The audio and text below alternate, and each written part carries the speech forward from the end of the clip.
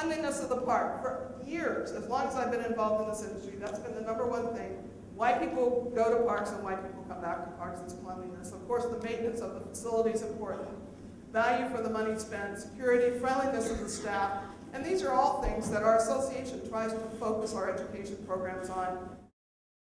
It was a consumer satisfaction survey because our industry as a whole, the manufacturers, the dealers, and the campgrounds are very concerned about consumer satisfaction levels of the RVers and campers out there. And so the survey has been done over the years. This last survey, particularly the manufacturers and the dealers were not all that happy with the satisfaction results, and that they had kind of flatlined, they'd not really improved. And so our undertaking as an industry, with all three of our sectors being involved in this, to improve the quality standards and to address some of the major issues that our industry has, the manufacturers and the dealers, and perhaps Mike will talk more about that in his presentation, but to address those issues as an industry, which is a very healthy thing to do, so we're hoping for some big results of that. But anyway, this shows that their enthusiasm among the motorhomers and the towables, we split between motorhomes and towables, pretty much remains fairly high. I think that's really reflective of their experience with the RV, the dealer, and the RV park as a whole. There's always room for improvement, which is what we're trying to do.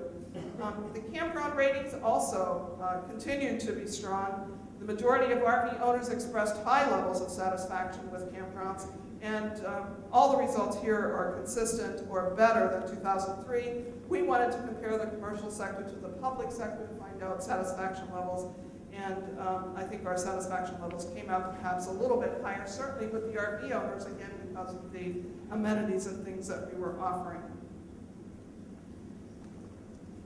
The Go RV campaign, and again, this is the Go RV Coalition, which is made up of the manufacturers, the dealers, the aftermarket people. And in February 2006, our Go RV campaign launched its fourth three-year advertising campaign. It started back in 1996 when the coalition was formed, and we came up with our first national advertising program. Wherever you go, you're always at home. In 1997, I believe those ads started to run.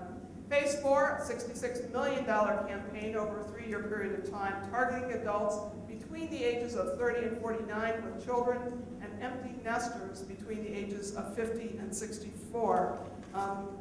With this campaign, what will you discover? And I don't know if any of you have seen the ads. I mean, they're pretty much everywhere. They were a major sponsor of the Olympics this year, and that was kind of an exciting thing. There's been more TV, print, and online advertising. We had a $2.5 million Olympic campaign. The online ads tend to be now the second biggest lead generator, and we tried some different things this year. One of the things was they bought time in family movie theaters with those ads that are on. I don't know exactly how well they've done, but we've got about 2.2 billion impressions in 2006 as far as advertising goes, and $6.3 million is what we've spent on the ad campaign. And these are just some of the magazines and that we're in, the network prime time, the cable TV, a lot of cable TV, internet, even more and more internet service, and the internet is really proving to be a huge lead generator. Excuse me a minute. The greatest growth in lead generation has been among the targeted audience of 30 to 49-year-olds with children, and that's a good thing for our industry because we want the younger people to get involved in the marketplace and to buy the units and to go camping at our campgrounds. Importantly, among those aware of the ads, the likelihood of purchasing an RV has risen from 29% to 36% over the past year, and still with intent to purchase within the next 12 months. So there's good growth, good results as far as our advertising is concerned. Leg, of course, is our own RV industry promotion campaign. And it used to be that Go Camping America was actually the national industry promotion campaign for our industry.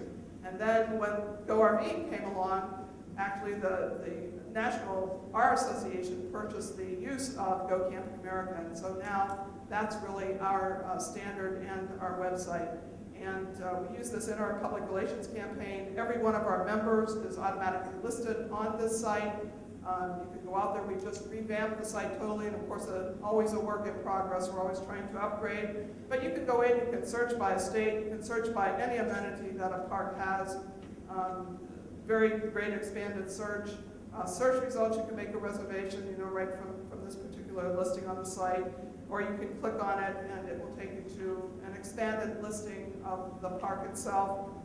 Or a park could choose to have pictures, it could have links to its email address and to its website right from the site, yes. An issue, we're losing parks to other development into large corporations. This is a huge issue for our industry.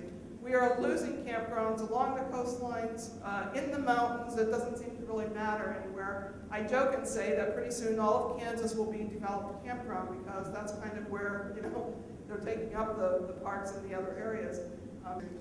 And of course, the other thing, boomers and matures comprise nearly 90% of the RV owner market. They make up 50% of the active campers.